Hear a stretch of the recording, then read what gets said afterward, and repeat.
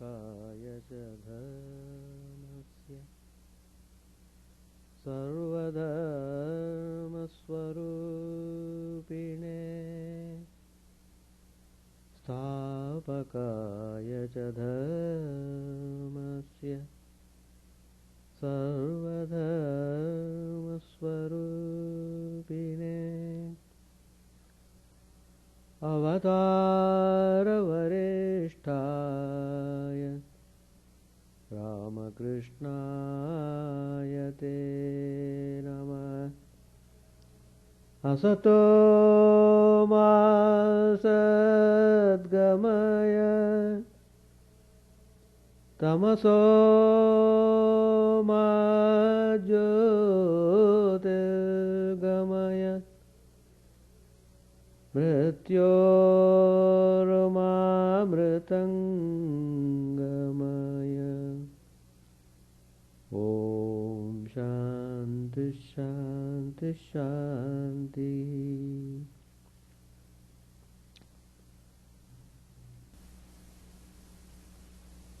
Let us offer our salutations to Sri Ramakrishna, the embodiment of all religions,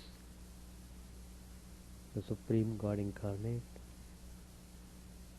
Let us pray to Him to lead us from the unreal to the real, to lead us from the darkness of ignorance to the light of knowledge, to lead us from death to immortality. We have been studying the Gospel of Sri Ramakrishna. Today's topic I want to dwell upon: how to root out all attachment.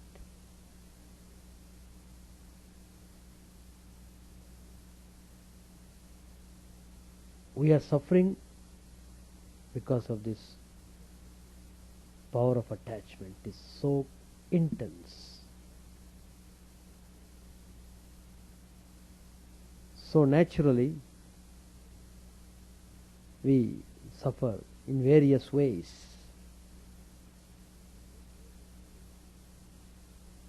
So the way to spirituality is one should be able to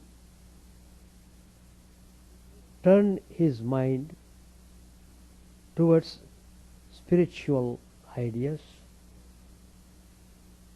and towards spiritual life.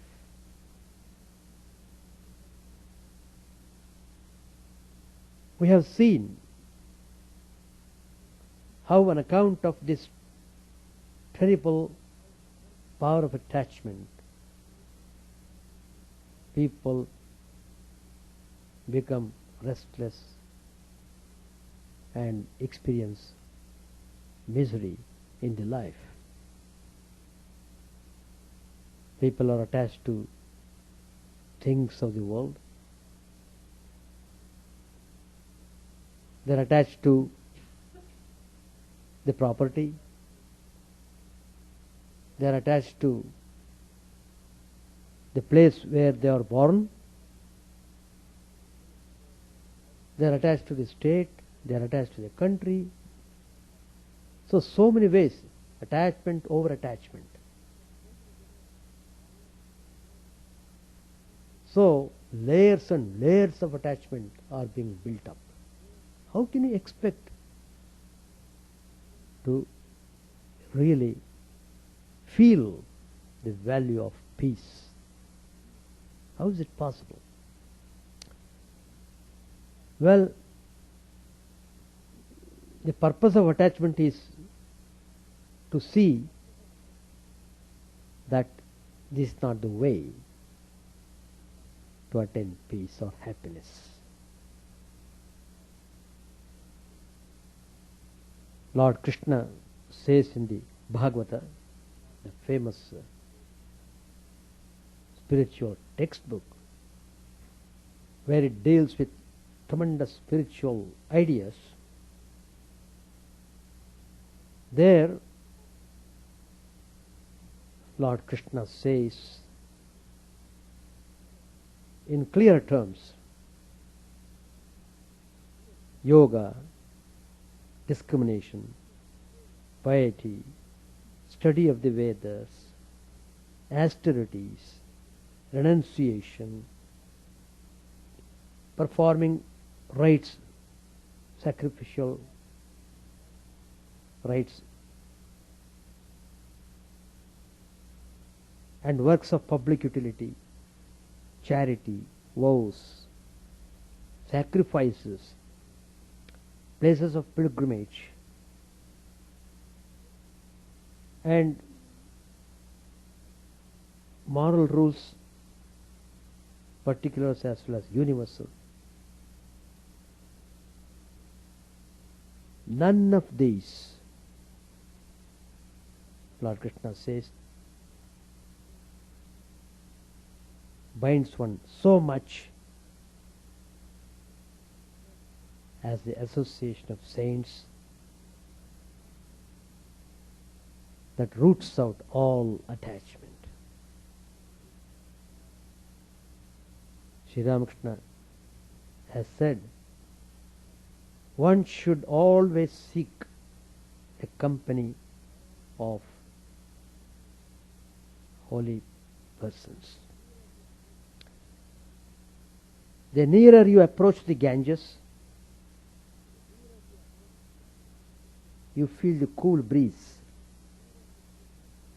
Again, the nearer you go to a fire, the hotter you feel.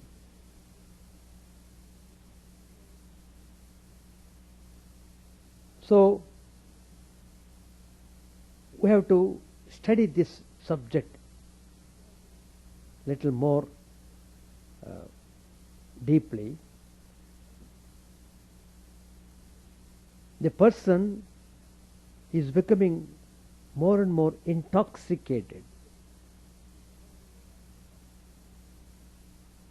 through his activities in the world.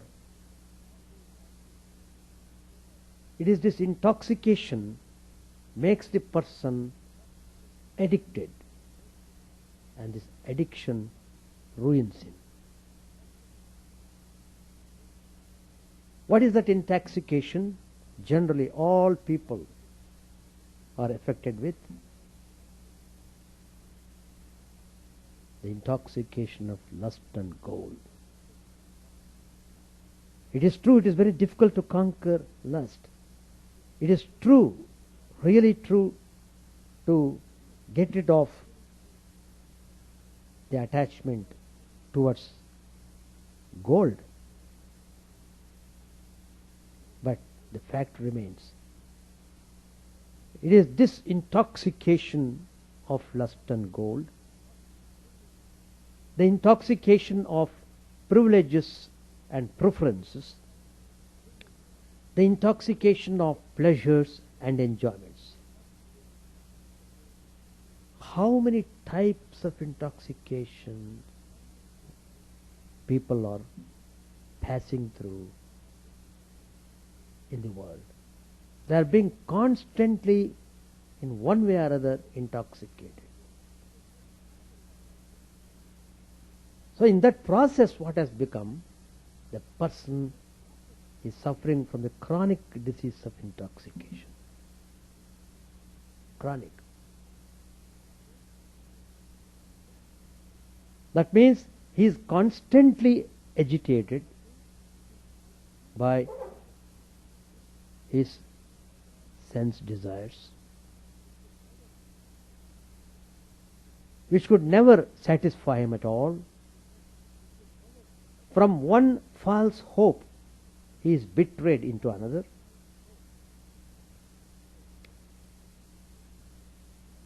So, that will have negative reaction on his mind, and all ideas connected with spirituality just have no effect upon such a person. So he becomes, in a way, totally drawn towards these things, and he behaves in a clever and worldly way, and he begins to feel that I am the doer, I am the giver. So he is giving most importance to his own assertion. He doesn't dwell upon the divine spirit, the divine power behind everything in this world. That is to say, he denies the indwelling self and despises the abiding virtues. Such a person neither longs for liberation nor makes any exertion for it. His intoxication makes him a complex personality, where platitudes are accepted as wisdom, bigoted narrowness as holy zeal, and egoism as God-given piety. His ethics and morality, religion and rituals, charity and hospitality are all motivated by worldly gain. Suppose you ask a person, hey, we are having some spiritual program and we need some financial help. Will you be able to give something? Immediately that person will, the immediate answer is, well, I am ready to give some amount, but my name should be there somewhere. That is called worldly motivation. If you are spiritually motivated, you won't speak like that at all. I am just giving the example. So somehow or other they want to project their importance, and that's how the whole world is going on. So such a person's head is full of schemes and heart full of anxieties.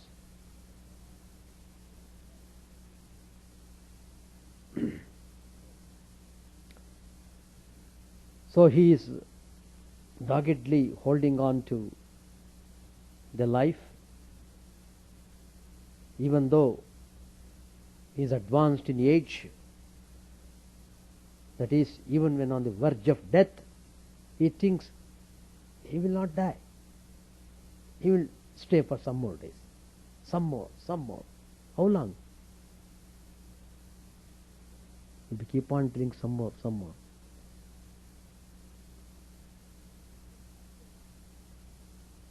He may even accept the saying, all men are mortal, but he is far from bringing it home himself. So, anyway, time will not hold anybody on this world for a long time. Everybody will have to give up the body, even though he likes it, even though he doesn't want to give up. There is some inscrutable power which takes the soul away from the body. So the man was hoping to do things. All hopes turned into shadows of despair.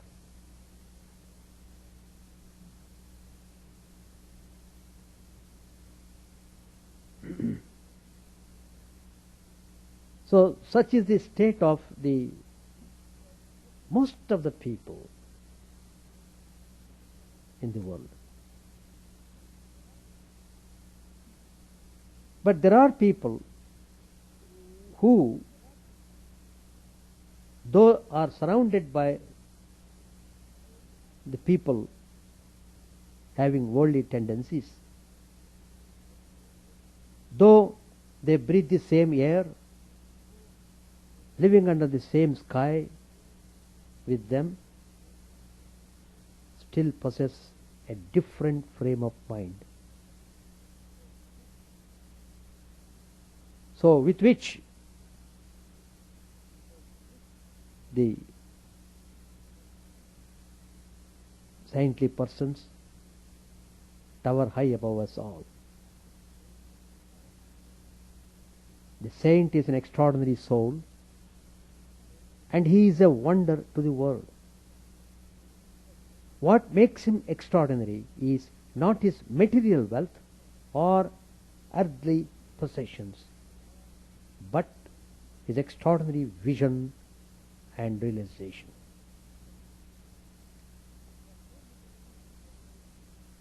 He has known the mysteries of life and death, and so he is released from the fetters of all desires. He possesses nothing, but he is a master of his own conduct. He adheres to a supreme ideal of life, to which Kalidasa, the great Indian poet, signifies in his famous composition Malvikagnimitra. There the poet says, owning the whole world while disowning himself. His element is holiness, and his mark is purity. He is pure like fire, free like the air, and guileless like a child.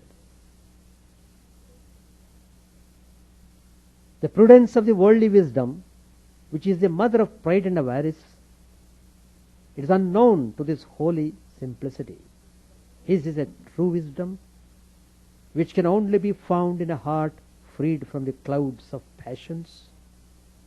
Perfect wisdom, which is the fruit of the assemblage of all virtues.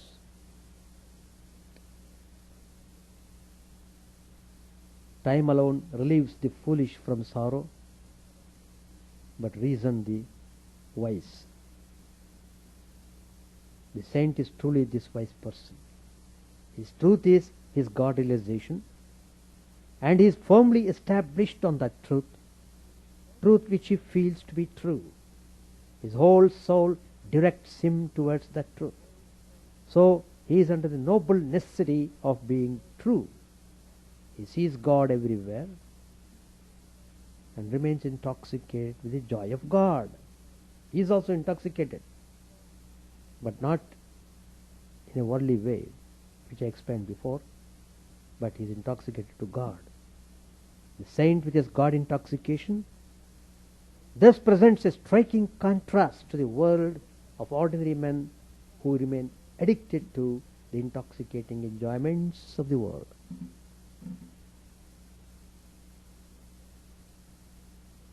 We can consider an illustration in the life of Sri Ramakrishna. One day Sri Ramakrishna was going off to Calcutta from Dakshineshwar Temple Garden. He was seated in a carriage. So while passing by the side of a grog shop, Sri Ramakrishna saw some drunkards drinking wine and singing joyfully and noisily, making merry. As soon as Sri Ramakrishna saw the drunkards, how his mind reacted, that's very important for us to observe. The memory of the bliss of God overwhelmed his mind by seeing that sight, and he became filled with divine inebriation. In that feat of divine inebriation, Sri Ramakrishna stood up, placed his foot on the footboard of the carriage, and like one drunk began expressing joy and making gesticulations of his body, and cried out loudly at those drunkards, saying, "Very nice, fine enjoyment, bravo, bravo." Here, the drunkards stood intoxicated with the joy of drinking wine, and the saint, as he saw them, instantly became intoxicated with the joy of God, the fountainhead of all joy and bliss. How similar were the manifestations of the two states of intoxication, and yet how different they were in their meaning and significance. One represented the lowest of the pleasures of the world, and the other represented a joy that was highest of the high. One intoxication blinds men and shuts their eyes to the light of the truth, and the other endows one with the vision of a truth that remains true forever.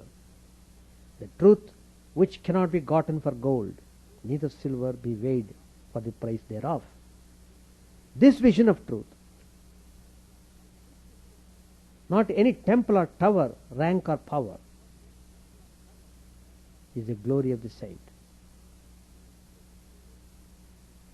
With this truth vision, he unconsciously leads the light of conscience before the world and demonstrates a burning spirituality. Before his towering realization, all evanescent enjoyments pale into insignificance. In the divine inebriation of the saint,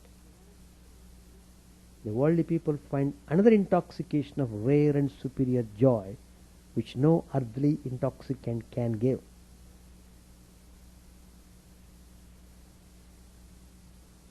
Does not this saint then make himself a rare person of extraordinary vision and uncommon realization in the world of ordinary men? Truly does the Bhagavad Gita describe a saint as extraordinary person and say, very rare is that great soul. In Vivekananda, there is famous verse. Shankaracharya describes the holy company of such a soul as a rare thing which is available only through the grace of God. He comments, there are three things which are rare indeed and are due to the grace of God, namely a human birth, the longing for liberation, and the protecting care of a perfected sage.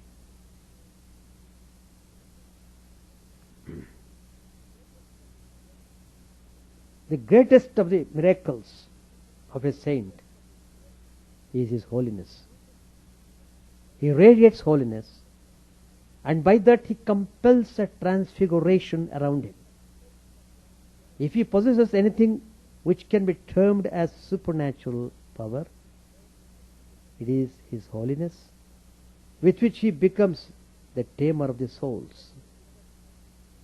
Being himself awakened to the call of truth, he makes others awaken too. Living contact with him brings in unconscious conversion in other souls. For this, he neither makes gratuitous assertions nor invents illustrative experiences. There is neither any rhetorical affluence nor smattering of learning. He lives the life, and by this he adds a spark of Promethean fire into the souls of others. The difference between a saint and a worldly person, according to Vedanta, is one of degree and not of kind. The same divinity shines in both. In a saint, it shines in full splendor and glory, whereas in the worldly person, it remains covered. All bondages all miseries, and all intoxication of the worldly man are his own creations. He makes himself hypnotized, and therefore he suffers. By being forgetful of his real nature, he remains intoxicated with the inferior pleasures of life. But to understand all these, one must have the glimpse of truth. One must taste the superior joy, even for a moment, before one can reject the inferior enjoyments and pleasures. Living contact of a saint gives him the real taste of that superior joy of life, before which all earthly pleasures taste stale. Gradually he begins to be disenchanted, and the more he gets disenchanted, the more he becomes illumined. He attains a rebirth in one life and is made new. The worldly man's self-forgetfulness has been vividly described through a story told by Sri Ramakrishna in the Gospel. It's a beautiful story which has tremendous spiritual significance. Once a tigress attacked a herd of goats. A hunter saw her from a distance and killed her. The tigress was pregnant and gave birth to a cub as she expired. The cub began to grow in the company of the goats. At first it was nursed by the she-goats, and later on, as it grew bigger, it began to eat grass and bleat like the goats. Gradually, the cub became a big tiger, but still it ate grass and bleated. When attacked by other animals, it would run away like the goats. One day, a fierce-looking tiger attacked the herd. It was amazed to see a tiger in the herd eating grass and running away with the goats at its approach. So this forest tiger, it left the goats and caught hold of the grass-eating tiger, which began to bleat and tried to run away. But the fierce tiger dragged it to the water and said, "Now look at your face in the water. You see, you have the part face of a tiger. It's exactly like mine. Look at me and look at yourself in the water." Next it pressed a piece of meat into its mouth. At first the grass-eating tiger refused to eat the meat. Then it got the taste of the meat and relished it. At last the fierce tiger said to the grass-eater, "What a disgrace! You lived with the goats and ate grass like them?" And the other was really ashamed of itself. Now, what is the spiritual significance of this wonderful story? Eating grass is like enjoying lust and gold. It's just like eating grass. To bleat and run away like a goat is to behave like an ordinary man. Going away with a new tiger is like taking shelter with the Guru, who awakens one's spiritual consciousness and recognizing him alone as one's relative. To see one's face rightly is to know one's real self. That's the spiritual significance. In the person of the saint, the worldly man finds that rare spiritual teacher who by his glowing life makes others glow in purity and holiness. This life of glowing holiness is a power, and it is this power that prophesies in Revelation, "Behold, I make all things new." What a great wonder is wrought in this making things new. It is a transformation which no metaphysics can define. It is a communication which is inexpressible because it is subtle and intense. The saint's animism impels us to place a living soul, a throbbing spirit behind our own corporeality. The soul gradually stretches and expands until it covers the entire universe, and conversely, the Absolute permeates the soul. Just as the ocean possesses only the savor of salt, so also the life of a saint possesses only the savor of God. This is the real power which a saint wields at ease to become the forger of our morphology, architect of our emotions, captain of our personality, and alchemist of our being. The sage Narada has described the efficacy of the company of a saint as unerring and unfailing. Intoxication and illusion, dross and dirt, however deep and ingrained, melt away from a wicked heart when it comes in the contact of a truly saintly personality.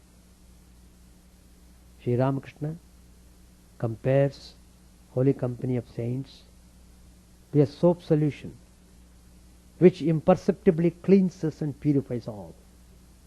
Instances of such unconscious purification and unintentional transfiguration of a soul through the holy association of saints are often amazing, mysterious, and wonderful.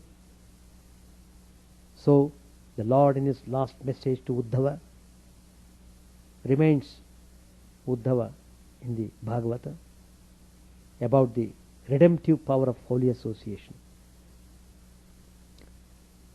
and says, "It was through the association of saints, O sinless one, that many who were of a Rajasika, Tamasika nature, such as Vratra, Prahlada, and others, attained me in different ages, Daityas and Rakshasas, beasts and birds, Gandharvas, Apsaras, Nagas, Siddhas, Charanas, Vidyadharas, and among mankind, Vaishyas and Shudras, women and outcasts."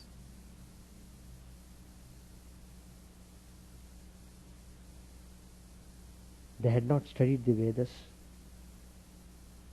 nor served the great saints, nor observed any vows, nor performed any austerities. Yet, through their association with God,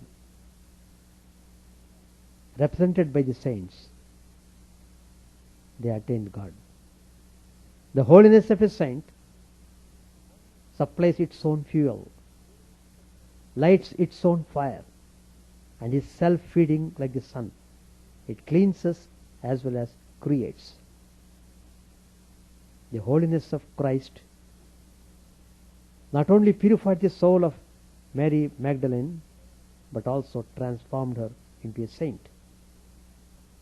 Angulimala, the fierce robber, turns into a holy man when he meets Buddha face to face. Before Angulimala, who was restless with his wickedness and vices, Buddha stood in awe of God and of his own soul. Unconscious influence is a specimen of a holy power that touches straight into our hearts, gives flash of sublime light over our past and into our future. It leaves marks of deep significance and symbolism and pours forth a lofty strain of hope and inspiration. Its growing intensity dispenses with bodily presence and makes it strike with electric speed through time and space till it changes our whole being. This unconscious holy influence of Sri Ramakrishna, the God-intoxicated man of Dakshineshwar, once rescued Girish Chandra Ghosh from the bottomless pit of vice and transfigured the latter into the image of a saint. It is a story of a marvelous transformation that could ever be recorded in the history of the saints. Girish Chandra Ghosh was a great dramatist, a songwriter, and an actor. Inspired by Western ideas, he had grown skeptical about the existence of God and so contemptuous about the saints. He was addicted to wine, had indulged in various kinds of moral debauchery, and his sensuality was deep and ingrained, reckless, arrogant, and proud. Girish was a complicated person, always fluctuating between enjoyment and excitement. But his contact with Sri Ramakrishna proved to be a turning point in his checkered life. Though skeptical about the saints and holy men in general, Girish was surprised to see the radiant purity and holiness of the saint when he met Sri Ramakrishna first in the house of a neighbor. Never he had seen such a God-intoxicated man before. So he could not forget the saint's face even when he returned home. And how can one forget it? That mark of holiness is no mere abstract entity, but a perceptible power that never leaves a miracle half done. The artist's nimbus of glory around a saintly countenance may fade away, but the dear features that leave their impress upon our mind hold their fast color. Girish would come to Sri Ramakrishna even when he was drunk. The drunkenness of Girish would at once remind Sri Ramakrishna of the taste of the joy of God and his mind with great spiritual fervor. Sri Ramakrishna would receive Girish with all cordiality and love. He never discarded him because he was a drunkard. That is the glory of the holy saint. Though often under the influence of the liquor, Girish would abuse Sri Ramakrishna publicly in most indecent terms. Sri Ramakrishna would show only his all-embracing love and compassion upon Girish in return. One night, Girish drank himself to the extreme in the house of an actress, and when the morning came, he became full of remorse for it. With a repentant mind, Girish immediately started for Dakshineshwar to visit Sri Ramakrishna, not however without a bottle of wine. And arriving at the temple garden, he wept repentantly, embracing Sri Ramakrishna's feet. And then suddenly Girish felt the urge for drinking. You know, the habit is there. Girish became disturbed to see that the carriage in which he had left the bottle had in the meanwhile driven off. So he was in great dilemma. He wanted it immediately. But Sri Ramakrishna knew the mind of Girish more than what Girish knew about it himself.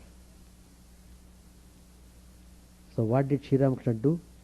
He produced the bottle before Girish. How could he do that?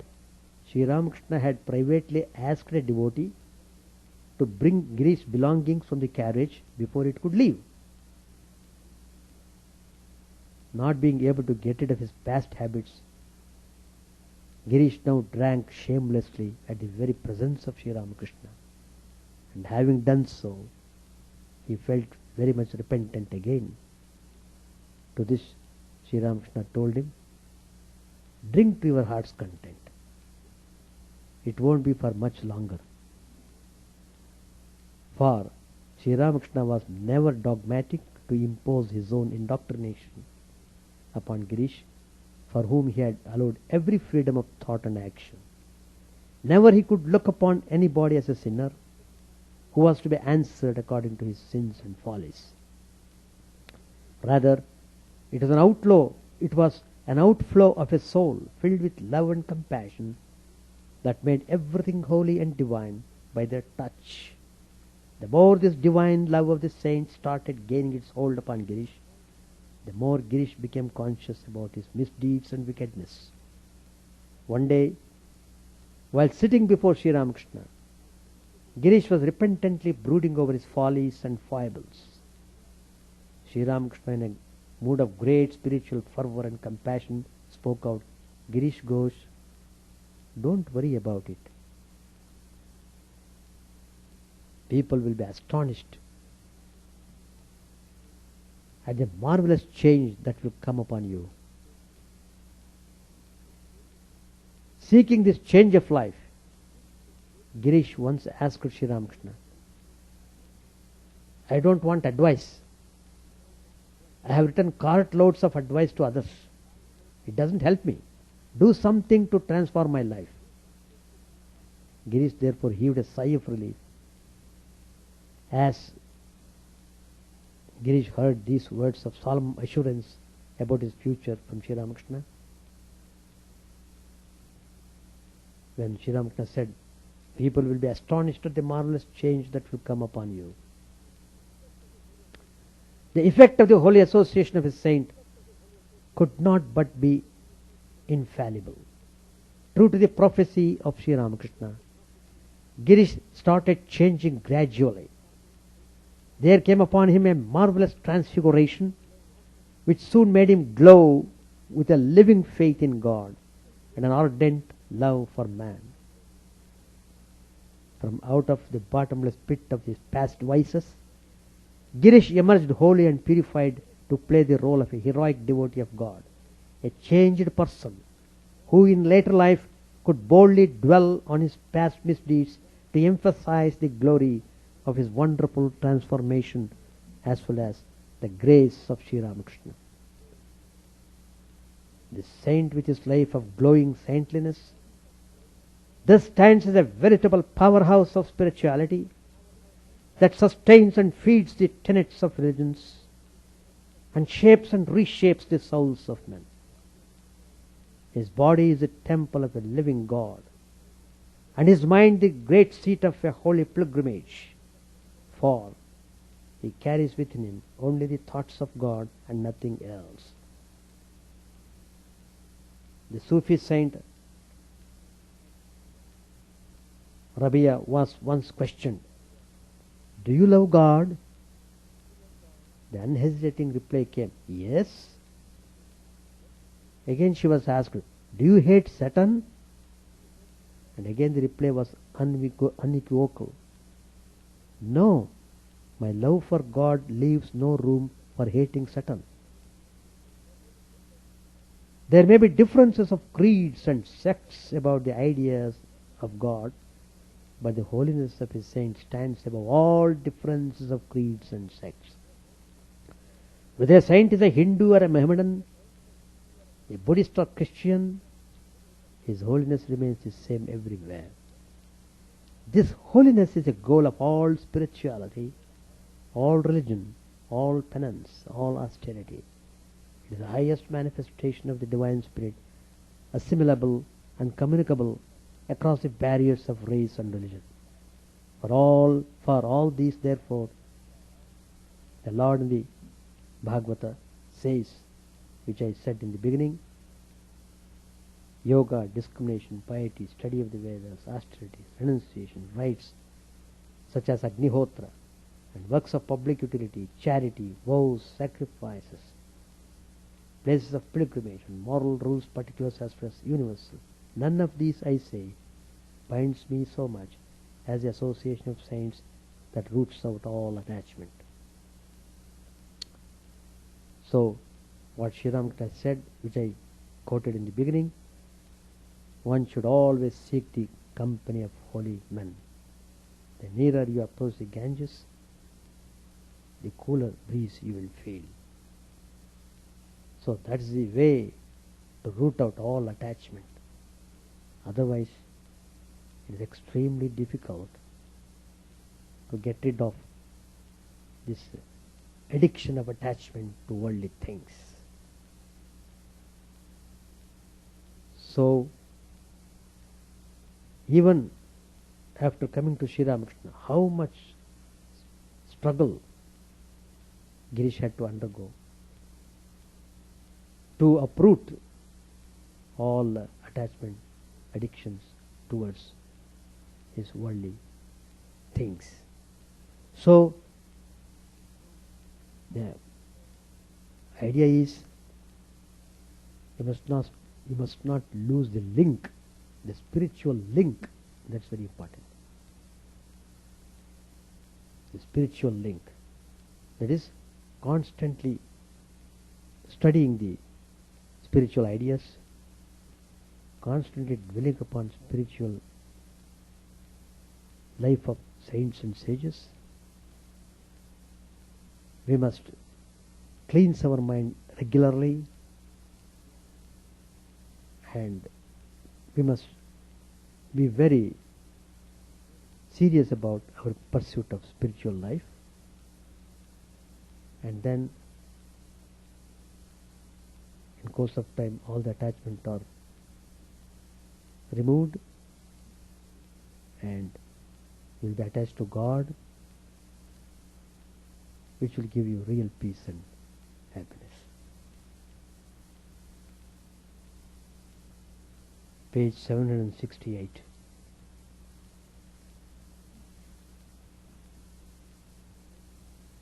Again, Jnana and Bhakti are two paths. Whichever you follow, it is God that you will ultimately reach. The Jnani looks at the Chandi. It is written there that the Divine Mother kills all beings. What does that mean?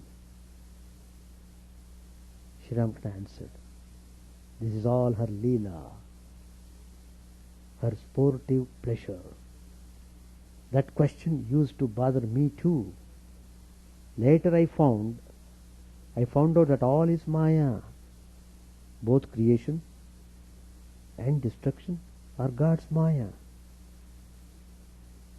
Girish conducted Sri Ramakrishna and the devotees to the roof where the meal was served. There was a bright moon in the sky. The devotees took their seats. The master occupied a seat in front of them. All were in a joyous mood. Sri Ramakrishna was beside himself with joy at the sight of Narendra. The beloved disciple sat in the front row.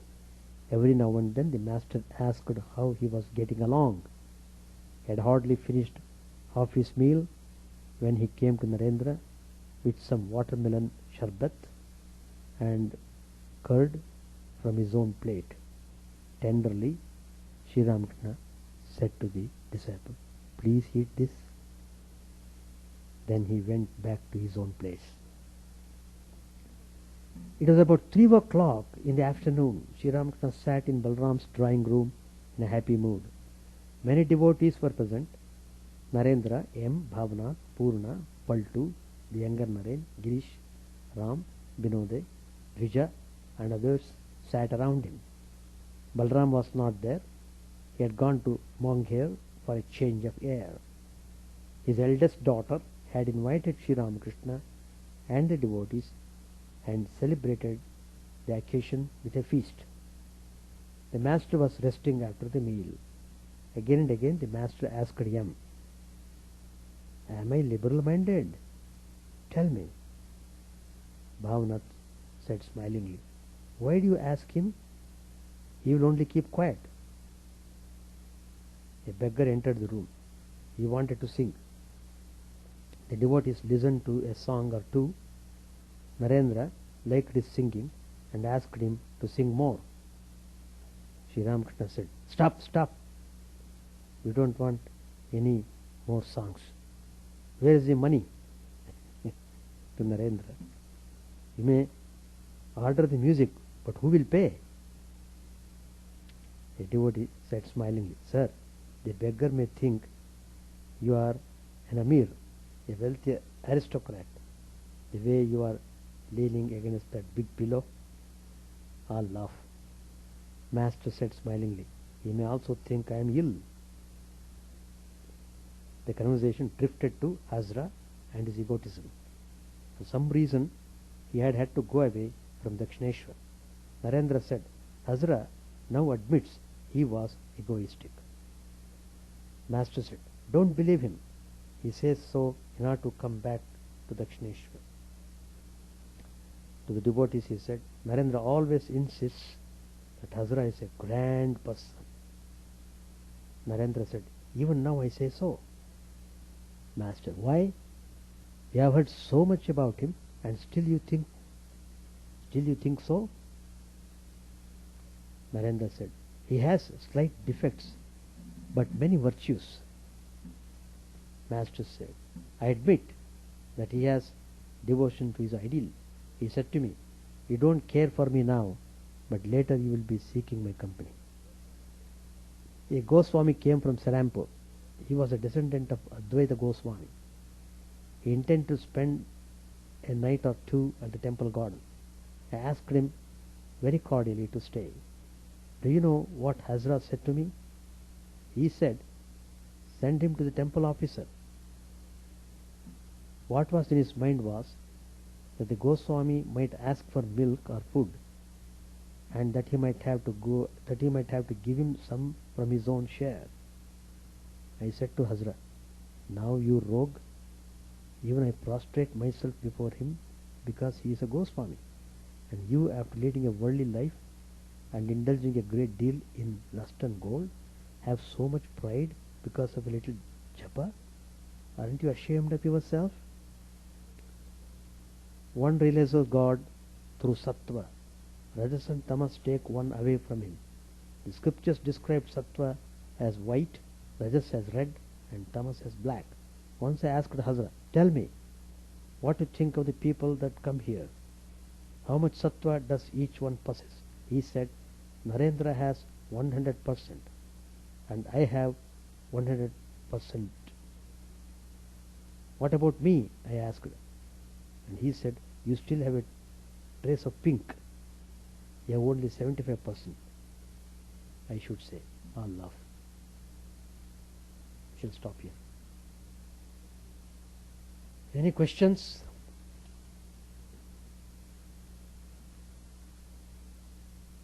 So, to be in touch with holy people regularly, to establish link, is very important in order to get over the intoxication of the world. So the intoxication must be turned towards God. Be intoxicated to get the vision of God. That's all the purpose of my talk today. Unless attachment is rooted out, one cannot expect peace in this world. So much violence and unrest going on throughout the world. It's all because of the attachment. Land and property, that's all. Land and property. Any question? We'll stop. Chant the name of the Lord and His glory unceasingly. The mirror of the heart may be wiped clean and quenched that mighty forest fire, worldly lust raging furiously within. O name streamed down in moonlight on the lotus heart, opening its cup to knowledge of thyself. O self, drowned deep in the waves of his bliss, tasting his nectar at every step, bathing in his name that bought for weary souls. Various are thy names, O Lord. In each and every name thy power resides. No times are set, no rites are needful for chanting of thy name. So vast is thy mercy, how huge then is my wretchedness, who find in this empty life and heart no devotion to thy name. O my mind, be humbler than a blade of grass. Be patient and forbearing like a tree. Take no honor to thyself, give honor to all. Chant unceasingly the name of the Lord. O Lord and soul of the universe, mine is no prayer for wealth or retinue, the playthings of lust or the toys of fame. As many times as I may be reborn, grant me, O Lord, a steadfast love for thee. A drowning man in this world's fearful ocean is thy servant, O sweet one. In thy mercy, consider him as dust beneath thy feet. Oh, how I long for the day when an instant's separation from thee, O Lord, will be as 1,000 years, when my heart burns away with desire, and the world without thee is a heartless void. Prostrate at thy feet let me be, in unwavering devotion, neither imploring the embrace of thine arms, nor bewailing the withdrawal of thy presence, though it tears my soul asunder. O thou who stillest the hearts of thy devotees, do with me what thou wilt, for thou art my heart's beloved, thou and thou alone. O Lord, lead us from the unreal to the real, lead us from darkness to light, and lead us from death to immortality. May all be free from dangers, may all realize what is good, may all be actuated by noble thoughts, may all rejoice everywhere, may all be happy, may all be free from disease, may all realize what is good, may none be subject to misery. May the wicked become virtuous, may the virtuous reign tranquility, may the tranquil be free from bonds, may the freed make others free. May good betide all people, may the sovereign righteously rule the earth, may all beings ever attain what is good, may the worlds be prosperous and happy, may the clouds pour rain in time, may the earth be blessed with crops, may all countries be freed from calamity, may holy men live without fear. May the Lord, the destroyer of sins, the presiding beauty of all sacred works be satisfied. For, he being pleased, the whole universe becomes pleased.